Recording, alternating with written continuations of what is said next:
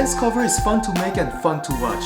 It's time like this that you get your friends together, unite your talents, and show your audience all the hard work and passion you put into it. Hi, I'm Ziyang. I normally give superpowers to cosplayers, but there's also a side of me that enjoys making dance covers, and I take it to heart to make sure that the performers are at their best on camera. I started back in the mid-2010s when I used to film for a local K-pop community called the 2K Squad. Lately, I'm dealing more with idol groups, say like Love Live Sunrise, Ice Cream, more idol groups that I can name off, all with different stylistic approach.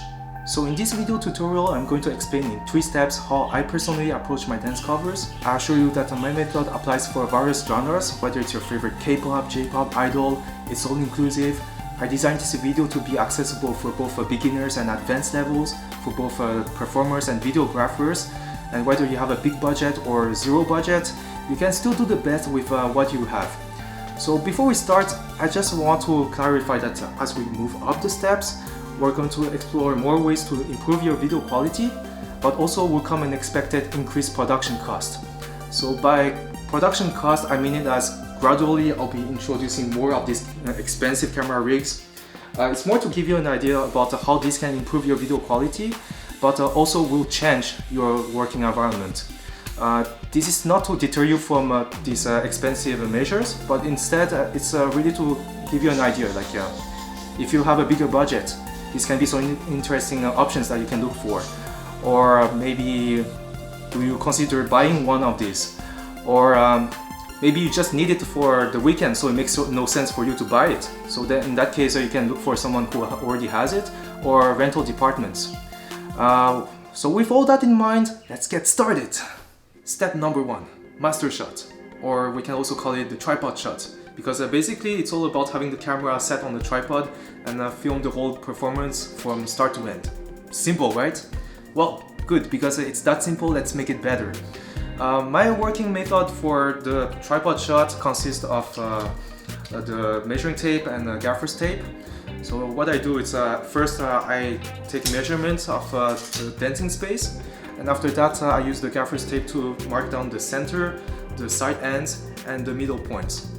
After that I call in the performance to come on set and to try out a few extreme formations. So we're really paying attention on those that are walking forward toward the camera and those going on the side ends. And then we make readjustments accordingly. The idea here is to make sure that at any given time during the dance, nobody's going off screen from the camera. If that's the only type of dance covers you plan to release, that's totally cool. There's a lot of YouTube channels and groups that only do that. In that case, personally, I wouldn't invest on a crazy expensive camera because there's no need for it. I believe that even cell phones that can be mounted on tripod will do just fine. Instead, I would focus more investing on better decorations, or maybe look into a studio that has a better space to film at. Might even be looking into getting a lighting kit.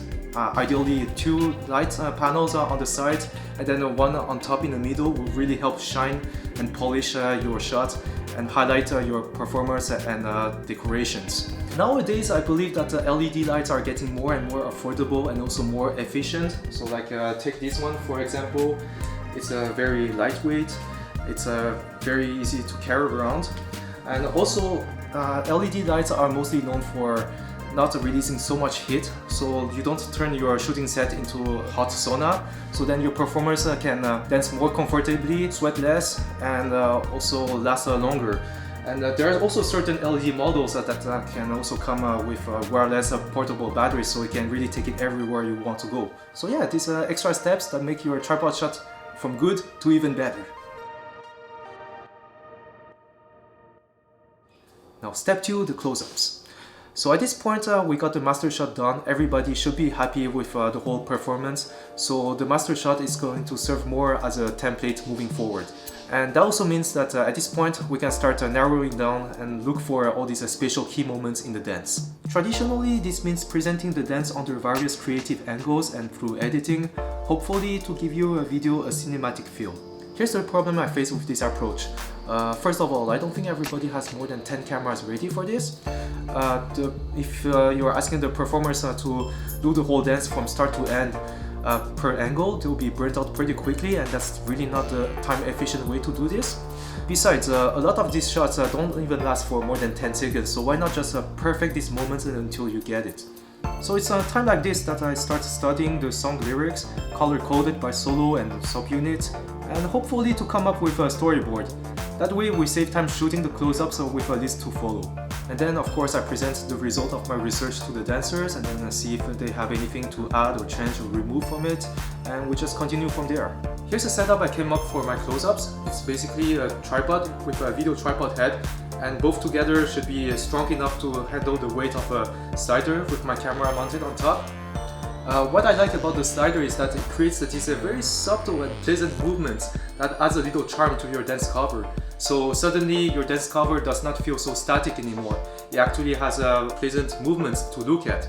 Sliders can come in different lengths, longer or shorter than that. I personally like to have a slider that is less than a meter long because it makes it easier to carry around. So having a slider is really cool because it gives this basic but very effective camera movement for your video. So now you have your master shot and your close-ups, you're pretty much set for an amazing dance cover. Now let's take it one step further, and it has to do with the dynamic camera movement. Now I get it that there's so many devices that you can mount your camera on and create all kinds of crazy movements. I don't have time to cover all of them, so I'm just going to focus on something called the stabilizers. I just happen to have two stabilizers right here, the glide cam and the motorized gimbal. I'm not going to go into specific details about how they operate. The way how it works is that it makes your camera feel like it's floating in the air and it's given complete freedom about everywhere it wants to go in a seamless motion. Stabilizers like this is sure to give you infinite opportunities on how you want to present your dance cover. While it's good to have so much freedom, I also believe it's better to use it in focused directions, in ways to create meanings or a sense of purpose. So let me explain. Here's an excerpt from Water Blue New World. This is where the music slows down, no lyrics, it's all melodramatic. The performance is very beautiful, but seeing it from a tripod shot does not make it any more special and does not capture any emotions. Now let's watch it again with dynamic camera movement. Hand goes down, camera goes down, music goes down. Now we follow the heart.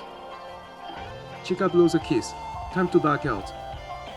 Now we reveal every idol solo one by one without getting in their way.